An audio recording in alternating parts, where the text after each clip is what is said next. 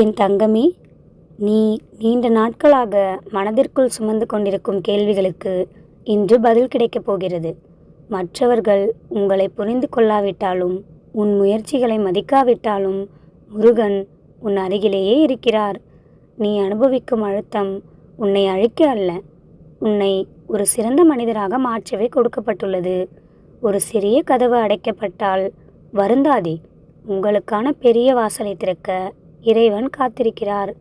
கடந்த கால தவறுகளை நினைத்து உங்களை நீங்களே தண்டித்து கொள்ள வேண்டாம். விழுவது தோல்வி அல்ல, எழுந்து நிற்க மறுப்பதுதான் தோல்வி. உங்கள் வாழ்க்கையில் ஒரு புதிய பருவம் தொடங்கப் போகிறது. உங்கள் பொறுமைக்கும் உழைப்புக்கும் உரிய பலன் விரைவில் கிடைக்கும்.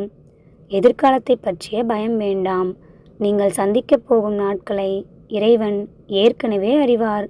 உங்களை பற்றி தவறாக பேசுபவர்கள் அல்லது உங்கள் முன்னேற்றத்தை கண்டு பொறாமைப்படுபவர்களை கண்டு அஞ்சாதீர்கள்.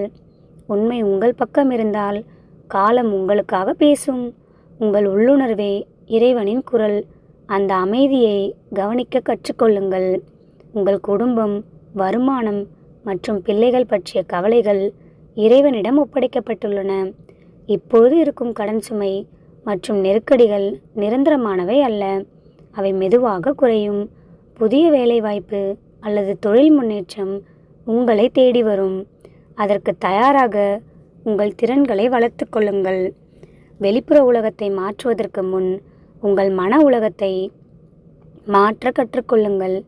மற்றவர்களை மன்னிப்பது அவர்களுக்கு நீங்கள் தரும் பரிசு அல்ல, அது உங்களுக்கு நீங்கள் தரும் விடுதலை. உங்கள் வாழ்க்கையை மற்றவர்களுடன் ஒப்பிடாதீர்கள். ஒவ்வொருவரின் பயணமும் தனித்துவமானது. சோம்பேறித்தனத்தை தவிர்த்து ஒழுக்கத்தை கடைபிடித்தால் வளம் உங்களை தேடி வரும். நீங்கள் நினைப்பதை விட அதிக வலிமையானவர். உங்கள் நம்பிக்கைத்தான் உங்கள் உயிர் சக்தி.